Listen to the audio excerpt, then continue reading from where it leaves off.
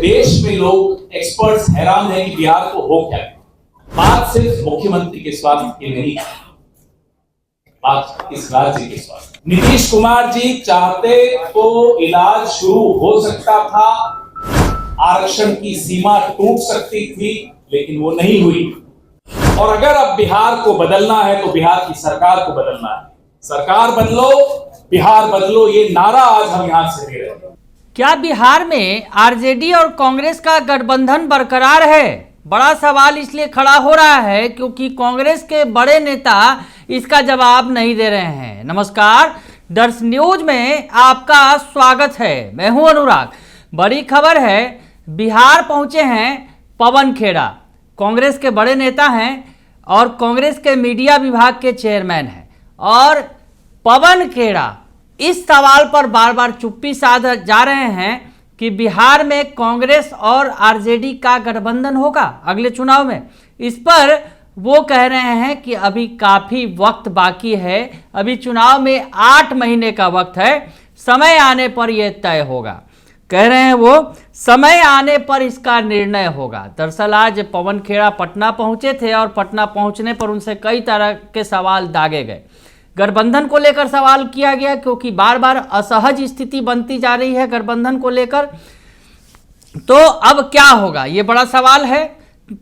पवन खेड़ा पटना पहुंचे तो पटना में वो नीतीश कुमार पर हमलावर दिखे। उनका कहना था कि बिहार के स्वास्थ्य की उन्हें चिंता है, नीतीश कुमार के स्वास्थ्य के लिए भी चिंतित हैं, लेकिन बिहार का स्वास्थ्य लगातार बिगड़ रहा है। तो पवन खेड़ा ने क्या कुछ कहा पटना पहुंचने पर, सत्ता पक्ष पर किस तरह से हमला बोला, सीएम नीतीश कुमार पर किस तरह से हमला बोला, लेकिन सवाल वो टाल गए महागठबंधन में कांग्रेस और आरजेडी के गठबंधन पर। तो खैर, सबसे पहले क्या कुछ कहा है पवन खेड़ा ने, ये बयान आपको सुनवा देते हैं, सुन लीजिए आप। जनक है सत्याग्रहों का, क्रांतियों का।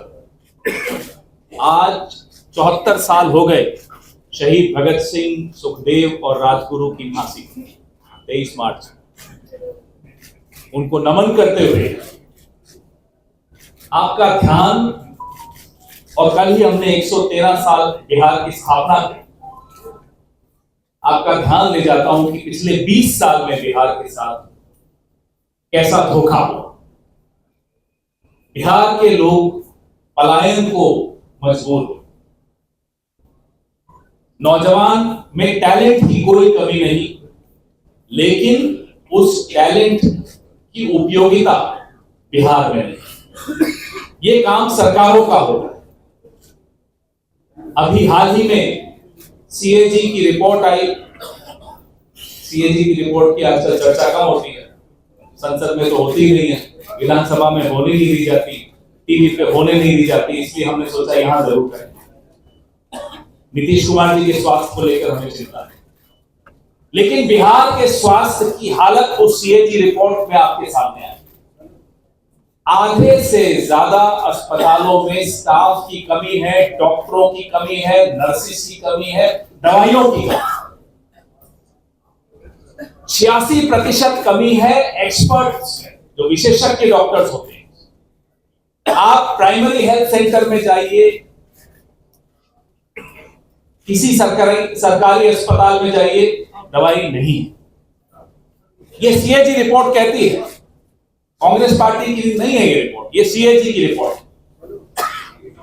और इसका नतीजा ये है कि बिहार के बच्चों में कुपोषण भारी मात्रा में बढ़ता जा रहा है। 6% से अब 9% में चला। बिहार की जो किशोरियां हैं उनमें अनीमिया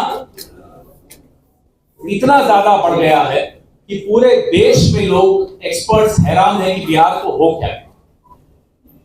बात सिर्फ मुख्यमंत्री के स्वास्थ्य की नहीं, बात इस राज्य के स्वास्थ्य।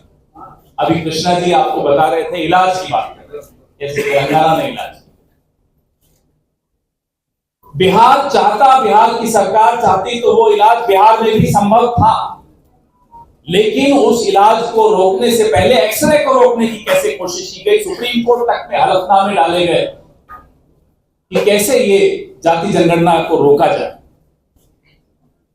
जाति जनगणना हुई, लेकिन उसके बाद सब कुछ हो गया।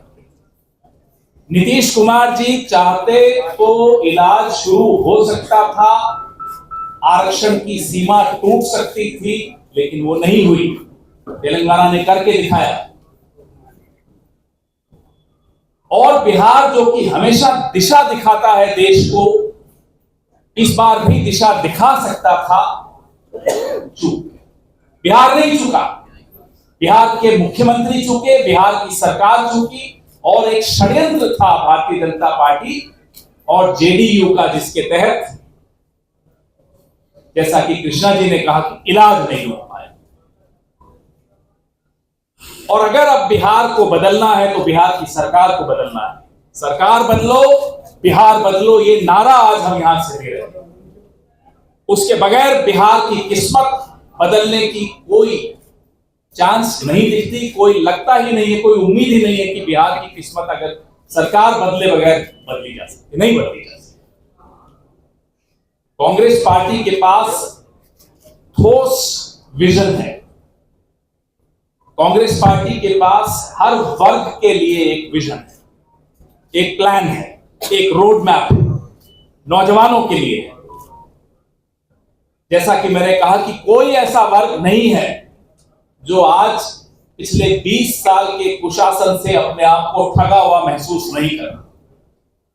हर वर्ग के लिए हम अगर विजन सामने रखेंगे तो बिहार के एक एक नागरिक को समझ में आएगा कि सरकार कैसी होनी चाहिए और कैसी मिलेगी। ये पहली प्रेस वार्ता है। एक सिलसिलेवार हम आपके सामने, मैं बार बार कृष्णा जी की ही भाषा का वो बोरो करता हूं, सिलसिलेवार हम एक्सरेज आपके सामने रखते हैं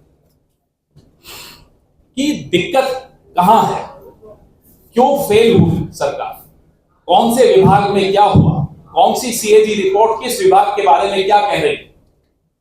राजेश जी तो असेंबली में उठाएंगे ही, हम आपके सामने यहां भी उठाएंगे।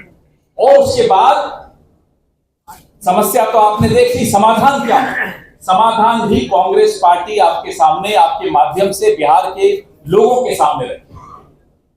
और हमें पूरी उम्मीद है बिहार बदलाव चाहता है, अपनी किस्मत में बदलाव चाहता है, अपने नौजवानों के भविष्य में बदलाव चाहता है, अपने वर्तमान में बदलाव चाहता है। और इसलिए बिहार जानता है कि बदलाव तभी संभव है जब सरकार को बदले।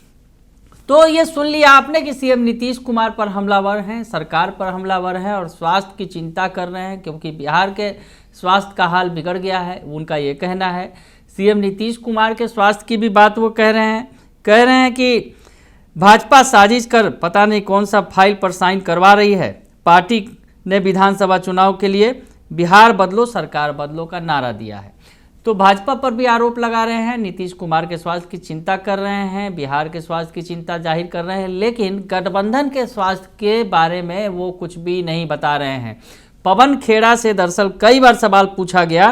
कांग्रेस के मीडिया विभाग के चेयरमैन हैं पवन खेड़ा से राजद से गठबंधन का जब सवाल पूछा गया तो वो टाल गए। उन्होंने कहा कि समय आने पर इसका निर्णय होगा। तो पवन खेड़ा से बार बार सवाल पूछा गया तो ये सवाल को टालते रहे और बार बार सवाल पूछे जाने पर भी गठबंधन को लेकर उन्होंने कुछ नहीं कहा। बिहार कांग्रेस प्रभारी कृष्णा अल्लावरू और प्रदेश कांग्रेस अध्यक्ष राजेश कुमार की मौजूदगी में उन्होंने कहा कि हमें बिहार की चिंता है, बिहार की चिंता है, लेकिन शायद महागठबंधन के सेहत की उन्हें चिंता नहीं है।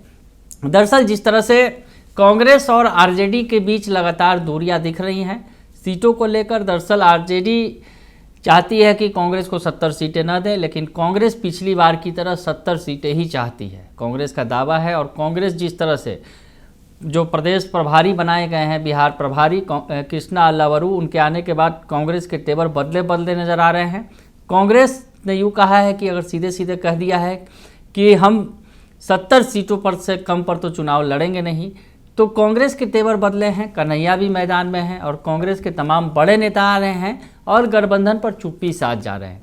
यानी कांग्रेस का साफ तौर पर अगर कहा जाए इशारा है कि 70 सीटें अगर उन्हें नहीं मिलेगी तो आगे कुछ भी हो सकता है। खैर इस पर कुछ वो बोल नहीं रहे हैं पवन खेड़ा, लेकिन जिस तरह से कांग्रेस और लालू तेजस्वी का गठबंधन जो है कहीं ना कहीं अधर में दिख रहा है। आरजेडी चाहती नहीं है कि कांग्रेस को 70 सीटें दे, लेकिन कांग्रेस 70 सीटों पर अड़ी हुई है। आगे क्या होगा ये तो देखना दिलचस्प होगा, लेकिन जिस तरह से पिछली बार 70 सीटें कांग्रेस को मिली थी और 19 सीटें महज जीत पाई कांग्रेस, तो ऐसे में पिछली बार अगर तेजस्वी सीएम नहीं बन पाए तो उसका दोषी ठहराया गया कांग्रेस के परफॉर्मेंस को ही। और इसी परफॉर्मेंस यानी पिछली बार का परफॉर्मेंस 2020 का परफॉर्मेंस देखते ही हुए आरजेडी इस बार कोई रिस्क नहीं लेना चाहती है, कांग्रेस को उतनी सीटें नहीं देना चाहती है और कांग्रेस उतनी सीटें लेने पर अड़ी हुई है।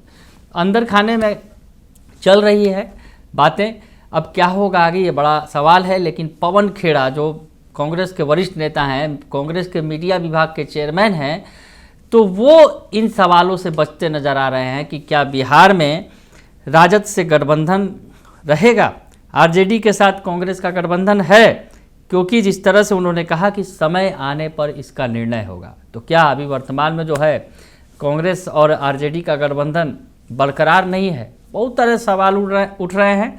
अब आगे देखिए होता है क्या, क्योंकि कांग्रेस के तेवर बिल्कुल बदले नजर आ रहे हैं कृष्णा अल्लावरू के बिहार प्रभारी बनने के बाद, और अब राजेश राम को बिहार का अध्यक्ष भी बनाया गया है बिहार कांग्रेस का।